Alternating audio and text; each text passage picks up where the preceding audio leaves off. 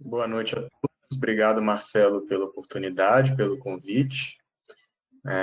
Então, vamos lá. Vou falar dessa competição. Foi uma competição do Kaggle, que eu participei até o mês passado, até julho.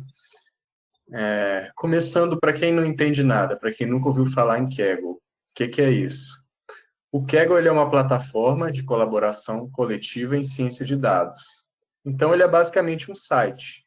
É um site, quase uma rede social na ciência de dados, onde os usuários eles podem compartilhar código, compartilham datasets, tem muitas discussões legais, é um ambiente de bastante aprendizado. Mas, sem dúvida, o carro-chefe do Kaggle são as competições de inteligência artificial, as competições de machine learning. E essas competições são dos mais variados tipos. Tem competições que são mais educativas, por exemplo, tem uma que é para você prever se tal pessoa sobreviveu ao acidente do Titanic ou não. Tem outra competição que você precisa prever o preço das casas. Tem outras competições que são grandes empresas que organizam, como a Google, Microsoft, Santander, entre outras. E o legal dessas grandes competições, dessas grandes empresas, é que geralmente rola um prêmio financeiro até bom, e os primeiros colocados, eles têm mais facilidade em conseguir entrevistas de emprego com recrutadores. Então, além do aprendizado, as competições, elas proporcionam essa oportunidade de você crescer na carreira profissional. Além disso, tem competições médicas, que tanto na radiologia quanto na patologia, como em outras áreas. Já teve competição de você tentar adivinhar a pressão numa ventilação mecânica, já teve competição relacionada a uma prova que eles fazem nos Estados Unidos, você pegar o caso clínico do estudante, do participante da prova, e você analisar se ele fez toda a anamnese certinha e tal. Então, são vários estilos de competições. Atualmente, essas são as principais competições ativas no Kaggle.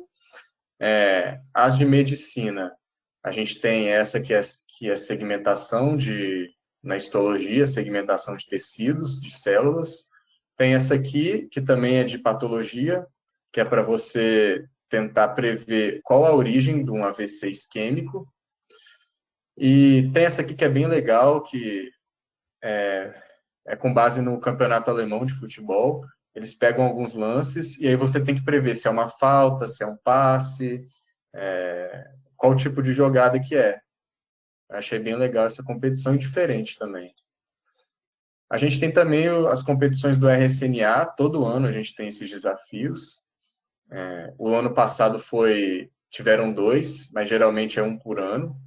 O ano passado teve a detecção de Covid e um desafio de tumor cerebral.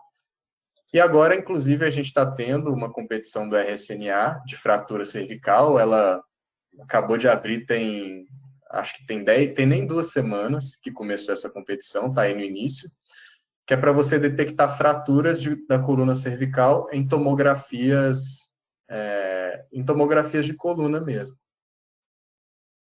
30 mil é o prêmio total, que é dividido entre os primeiros lugares. E está no começo, até agora só 92 times. Então, quem tiver interesse, eu acho que é bem bacana. Essas competições do Kaggle, elas recompensam as pessoas com medalhas. E essas medalhas, a proporção de pessoas que ganham medalha varia conforme o número de equipes participantes. Quando você tem mais de 1.000 equipes, que é o caso das grandes competições, os primeiros 10% ganham uma medalha de bronze, os primeiros 5% ganham uma medalha de prata, e os 10 melhores, mais 0,2% do total, ganham uma medalha de ouro. Ou seja, o top 10, mais uma outra medalha de ouro a cada 500 participantes. E essa competição da segmentação, ela tinha mais de 1.000 equipes. Então, esse foi o cálculo utilizado para dar as medalhas. E aí, conforme você vai ganhando medalha, você vai adquirindo um ranking. A gente tem 5 níveis, 5 rankings principais, né? O melhor é o grão-mestre, que seria só 257 competidores no mundo inteiro conseguiram esse nível. E o segundo melhor é o mestre, que a gente tem um pouquinho mais, mas ainda assim é um grupo muito seleto de pessoas. No total, somando mestre com grão-mestre, isso dá menos de 1% de todos os usuários do Kaggle. Então, aqui eu trouxe o ranking. Entre os 6 primeiros, a gente tem o Giba, que é um brasileiro. Ele não é médico, mas ele é brasileiro. Ele é grão-mestre. O Yampan, ele é o médico mais bem posicionado em todo o mundo. Ele é o único médico que é grão-mestre, que conseguiu esse ranking máximo. Está na posição 49. E aqui outros médicos que eu trouxe também. O Alexandre Cadrin, que participou dessa competição da segmentação. Ele é mestre. Tem o James Howard, outro médico também, que é expert. E aqui o Felipe Kitamura, o famoso Kita, que eu acho que é o único médico brasileiro que é mestre atualmente. É lá da escola, uma das nossas grandes referências aí no mundo da inteligência artificial. Bom, agora vamos ao desafio propriamente dito. Foi um desafio que ele rolou durante 3 meses, de abril a julho. Foi organizado pela Universidade de Madison, Universidade de Wisconsin. E o background dele, qual que é a utilidade dessa competição? Bom, quando a gente vai fazer uma radioterapia, a gente vai irradiar algum tumor no intraabdominal, a gente precisa que alguém faça essa segmentação manual do trato gastrointestinal, porque você tem que evitar ao máximo da dose de radiação para um órgão que está saudável. Isso é uma coisa muito trabalhosa e que demanda bastante tempo. Então, seria muito bom se a gente tivesse um algoritmo que funcionasse e segmentasse automaticamente o estômago, o intestino delgado e o intestino grosso. E é justamente isso que a competição se propôs. E toda competição ela precisa de uma métrica, né, para a gente dizer quem venceu. Aqui a métrica utilizada foram 2, a distância de Hausdorff e a DICE. Eu vou explicar mais ou menos o que é isso depois. E era uma code competition. Então a gente precisava submeter o código que a gente usou para chegar no resultado, não só o resultado. E um dos motivos disso é que se só precisasse do resultado, era só a gente abrir os exames e anotar um por um. Aqui tem estômago, aqui não tem. Então, por isso, a gente precisava submeter o código. A premiação, o primeiro lugar, ele ficou com $12.000, o segundo lugar, $8.000, e o terceiro lugar, $5.000. E do quarto em diante não ganhava prêmio em dinheiro, mas ganhava as medalhas. O dataset, a gente tinha 85 exames no grupo de treino, e eles não divulgaram o número exato, né? Mas era aproximadamente 50 exames do grupo de teste, sendo mais ou menos metade no público e metade no teste privado.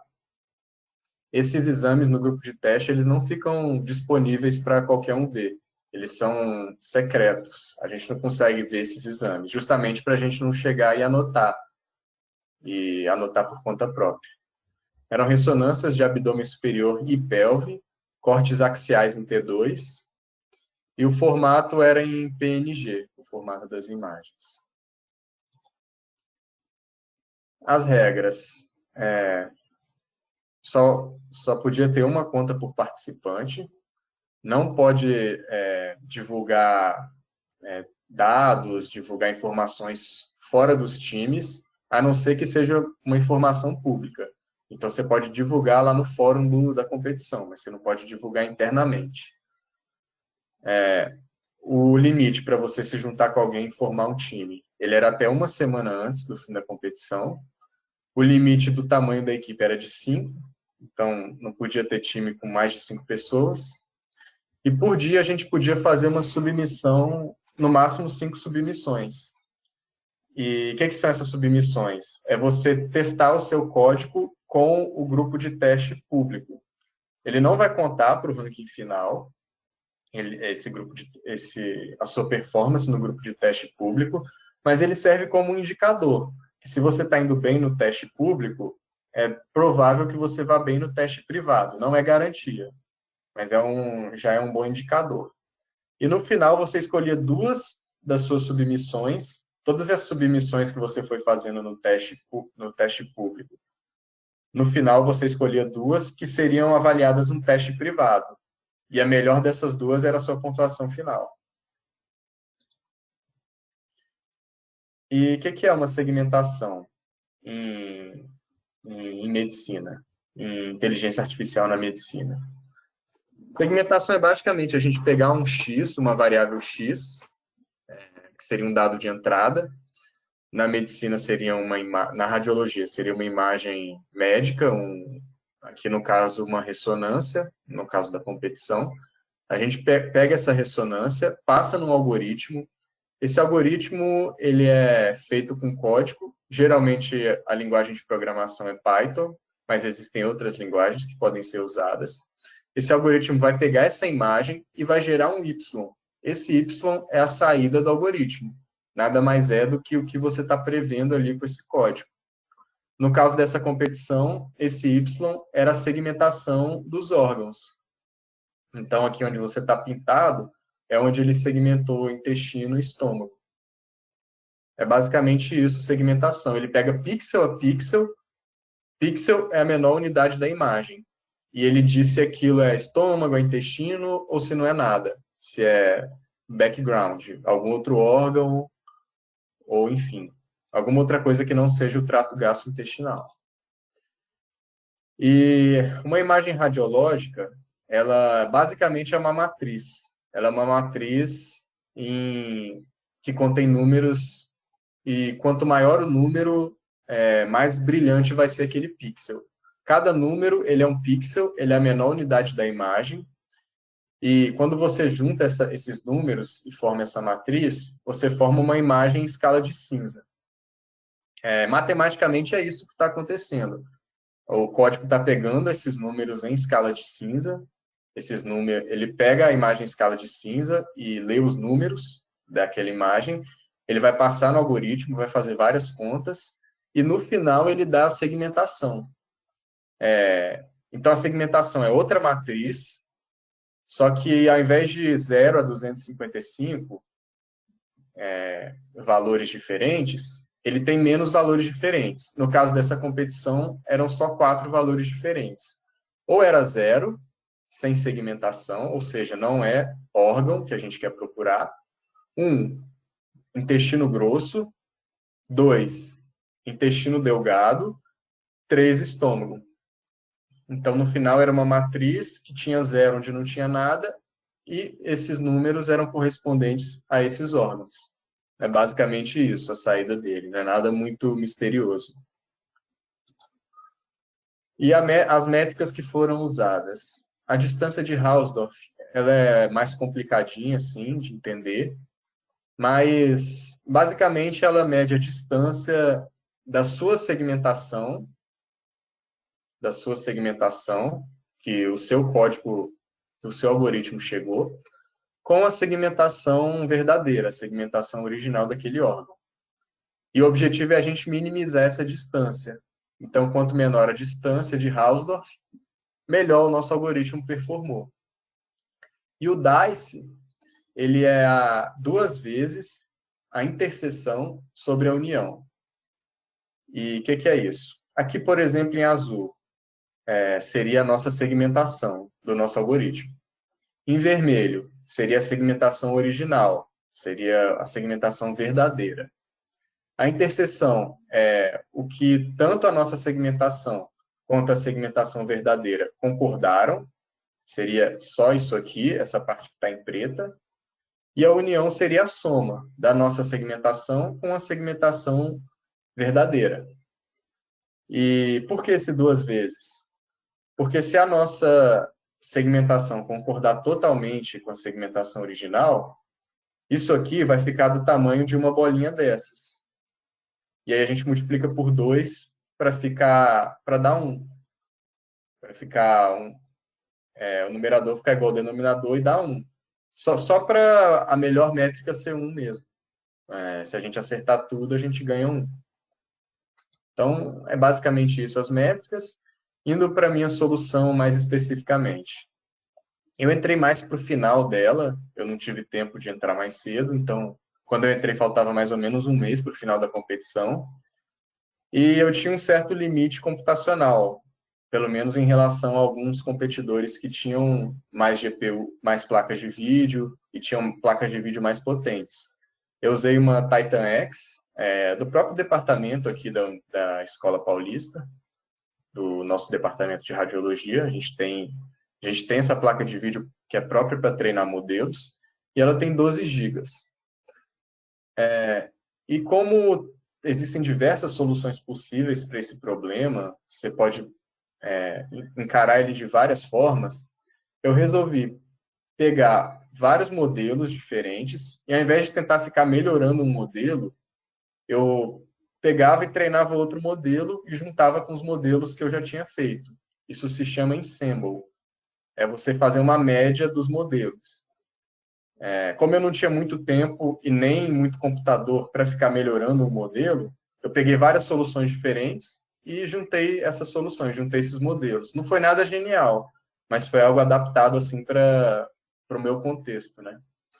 Utilizei também os modelos públicos, como eu não teria muito recurso para treinar, eu sabia que usar os públicos provavelmente seria uma boa estratégia, e foquei em estratégias já provadas em desafios anteriores, ou que eu já sabia que funcionava, não tentei reinventar a roda. Eu usei o PyTorch como biblioteca de Deep Learning, e aqui o Monai. É interessante só abrir um parênteses para falar do Monai. Eu acho que mesmo quem está na área, quem já conhece um pouquinho, muita gente não conhece o Monai, mesmo quem manja ou só já ouviu falar. Mas eu acho muito legal a gente aprender, porque o Monai ele é em código aberto, ou seja, todo o código dele está escrito em algum lugar, está lá no site. Você consegue abrir, você consegue ver como que eles escreveram o código. E ele é baseado em PyTorch. E ele é específico para Deep Learning em imagens médicas. E foi desenvolvido por uma equipe da NVIDIA, junto ao King's College London, e tem uma documentação bem legal, bem ampla e muito bem explicada no site. E só para mostrar algumas coisas legais que ele tem uma função que consegue converter as intensidades acima de um certo valor para um valor que você escolher. Então, aqui ele pegou toda a substância branca do cérebro e colocou no brilho máximo. É uma coisa que talvez você teria que quebrar a cabeça programando, você consegue fazer com uma função. Aqui é outra função dele, que ele pega só o componente mais largo conectado na sua segmentação. Isso é bom para quando você está segmentando um órgão grande, tipo o fígado. Às vezes ele segmenta uma partezinha lá que não era fígado, e aí você consegue deixar só o componente mais largo, só o maior componente, o fígado mesmo, no caso. Então, outra função bem legal, ele tem várias redes embutidas, inclusive você consegue usar essas redes em 3 dimensões, não só em 2. Muita coisa em imagem médica é feita em 3 dimensões. E ele tem várias métricas também. Ele tem, inclusive, as métricas dessa competição. Ele tem o DICE e ele tem essa distância de Hausdorff. E isso não tem no PyTorch, por exemplo. Você precisaria ou buscar uma biblioteca aí alternativa ou fazer na própria mão, porque gasta muito tempo. E ele já ter isso embutido realmente é muito legal. Acho que vale a pena todo mundo que se interessa aí pela área conferir. Agora falando da parte mais técnica, né? Do desafio, da minha solução. Começando bem do básico, a gente tem o Perceptron. O Perceptron é basicamente um neurônio artificial. Ele é a base das redes neurais, não só em medicina, mas em qualquer aplicação. Então, ele pega 2 entradas, não 2 necessariamente, mas ele pega um número X de entradas, aqui tem 2. Essas entradas, ele multiplica por um valor, um W1, W2, são valores diferentes, mas que vão multiplicar, e ele soma com um B. Então, ele pega esses dois valores, multiplica e soma. Depois, ele aplica uma função f de x, e aí ele dá um resultado, um output. Essa é a base de toda a rede neural. O fundamento dela é isso. E quando a gente está treinando um modelo de IA, o que muda?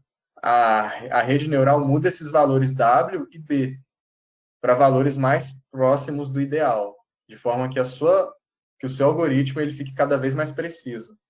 Então, é isso que é mudar. Treinar o algoritmo é você mudar esse W e esse B. É basicamente isso, não tem muito segredo.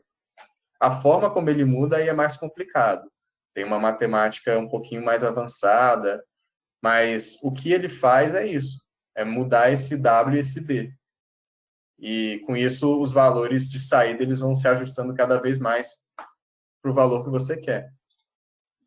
Aí, uma rede neural tradicional é a junção de vários desses perceptrons. Você pode ter várias camadas diferentes. Lembrando que a camada de entrada são os dados que você alimenta o modelo. Por exemplo, numa imagem médica, são os pixels. E a camada de saída são as previsões que o seu modelo faz. Aqui no nosso exemplo, a segmentação. E as camadas escondidas, às vezes é difícil você entender exatamente o que está acontecendo nelas. Mas elas são muito importantes, porque elas fazem esse cálculo matemático até você chegar no final. E você pode ter vários números de camadas diferentes, cada camada pode ter números diferentes de neurônios.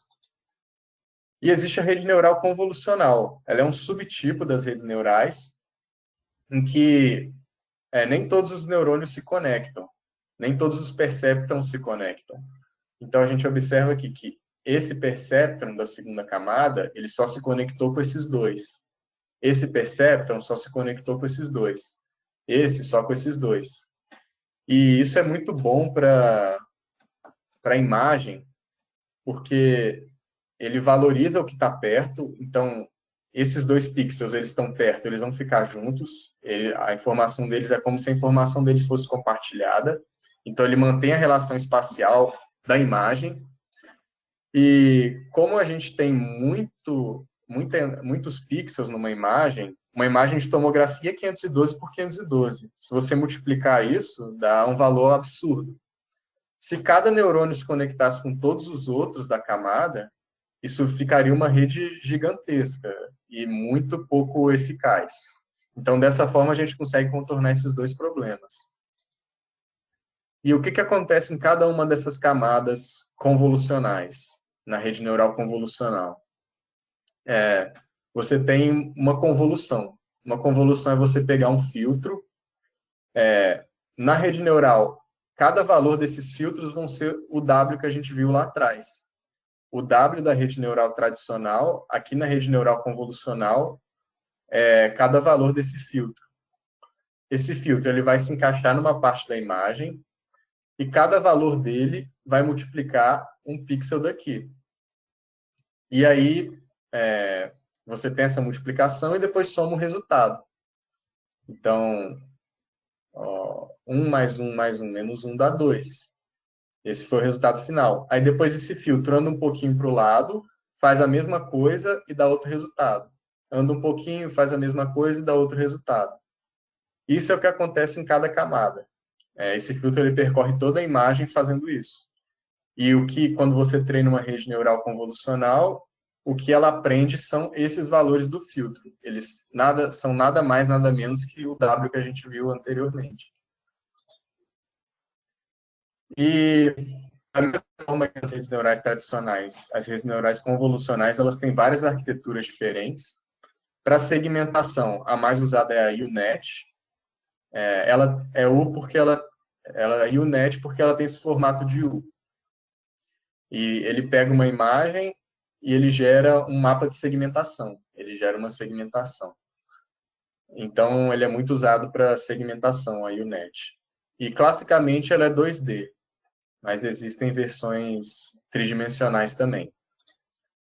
E a vantagem de ser 2D, o que é 2D? 2D é altura e largura, é uma imagem simples. É que é computacionalmente mais barato que o 3D.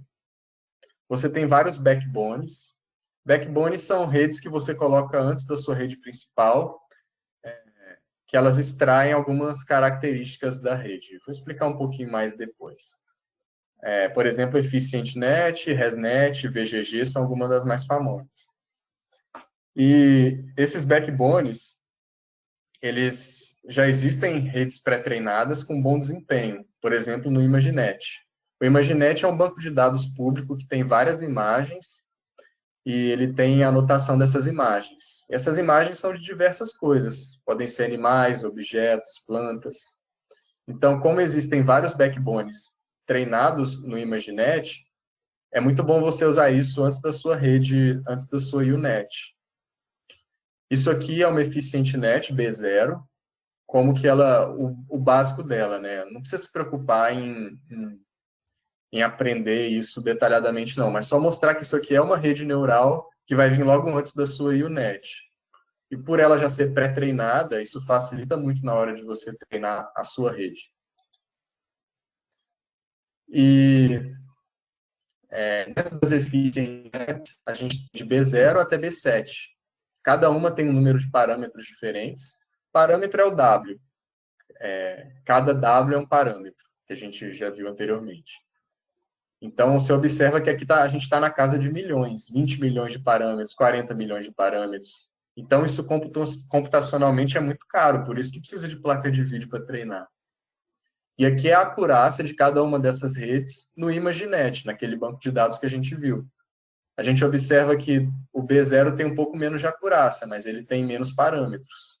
Então, ele seria mais rápido para treinar, menos caro, porém a acurácia é menor. E à medida que a gente vai aumentando, ele consegue um desempenho melhor, mas à custa de aumentar o número de parâmetros. Bom, a gente tem essa vantagem no 2D, a gente tem essas redes pré-treinadas no ImageNet. E computacionalmente não é tão caro igual o 3D. Mas qual o problema? A gente perde a profundidade. A gente precisa passar cada corte separado. E um exame de tomografia de ressonância, não faz sentido você olhar só um corte. Você perde muita informação da profundidade, a informação tridimensional. Uma solução para isso é você passar os cortes adjacentes como canais. Então, o que é isso? Uma imagem de cor, ela tem 3 canais. Um canal vermelho, um canal verde e um canal azul. É o RGB, o Red, Green, Blue. E é como se esse canal fosse uma terceira dimensão. A altura é uma, a largura é outra, e a terceira dimensão é esse canal. Você passa os cortes adjacentes à imagem como canais. Então, é como se cada corte, isso aqui são 3 cortes adjacentes da ressonância, é como se cada corte desses virasse um canal de cor, você junta esses canais e você forma uma imagem de cor artificial. E aí você consegue usar ela nas redes 2D tradicionais, só que você ainda tem informação sobre a profundidade. Já o 3D, ele tem a vantagem de preservar a informação sobre a profundidade completa, do início até o fim do exame. Ele tem informações dos 3 planos, coronal, axial e sagital, sem você precisar reconstruir. E não precisa criar novos canais. Você treina só com canal de escala de cinza mesmo.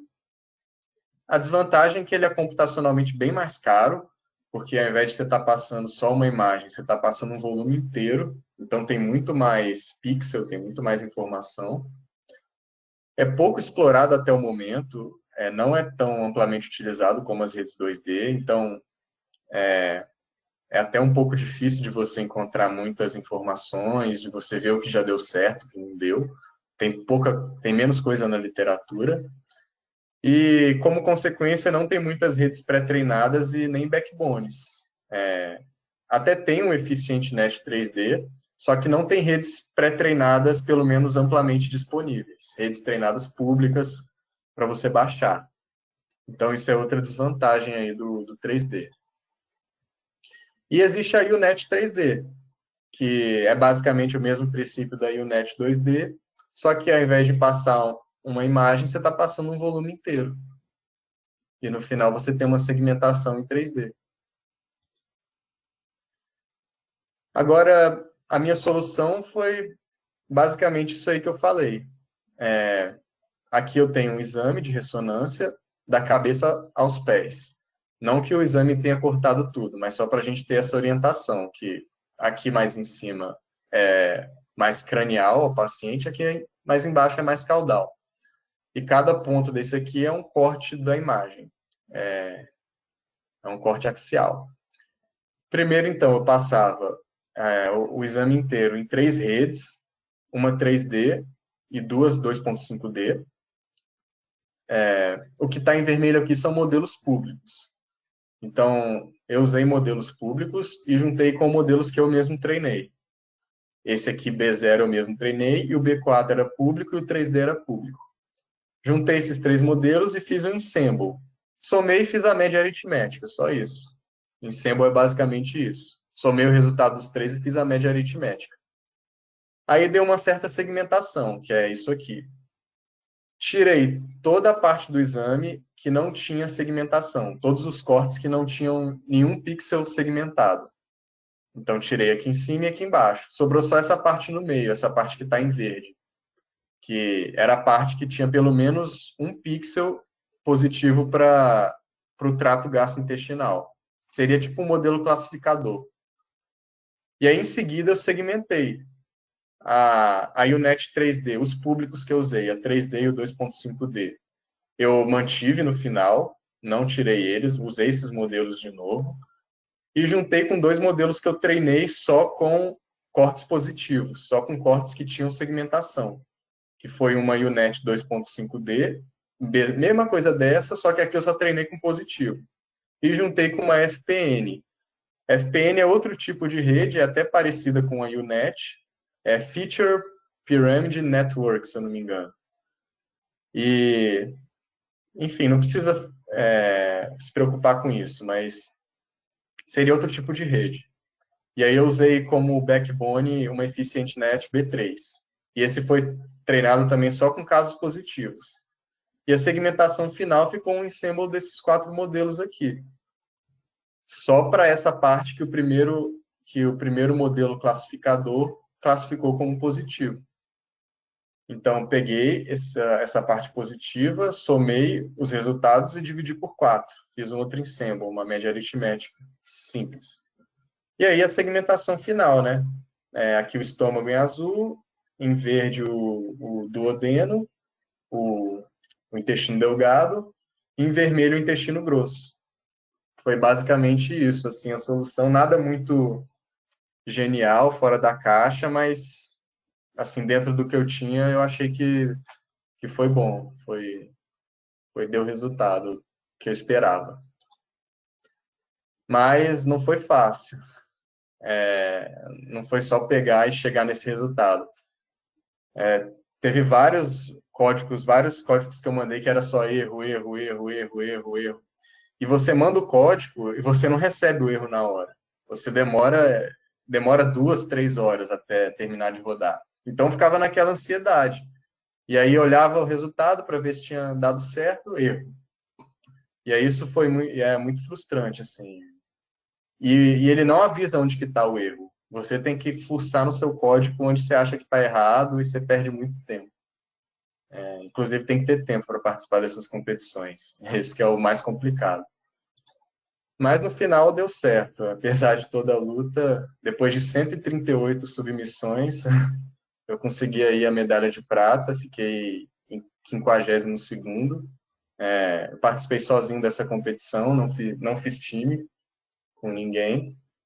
E é isso, fiquei bem satisfeito. E obrigado aí a todos. Queria convidar vocês também para participar de uma competição que a gente aqui da Unifesp está organizando. É no próprio Kaggle a competição, tem um link aqui. Posso mandar também no chat, se alguém quiser. Ainda tem 2 meses, mas como o tempo passa rápido, quem tiver interesse, eu acho bom participar logo. É uma competição que você detecta esteatose hepática na TC de tórax, que às vezes o radiologista que está lá dando tórax, ele perde uma esteatose, ele come uma esteatose mais discreta e esquece de botar no laudo. Então, isso aqui é um algoritmo para ajudar o radiologista de tórax a detectar a esteatose. E aí, o objetivo é que o algoritmo avise o radiologista que pode ter uma esteatose ali, para ele conferir, ver se tem mesmo e colocar no laudo. Aqui está meu e-mail também, se alguém quiser mandar alguma dúvida ou quiser conversar de alguma coisa, eu estou à disposição.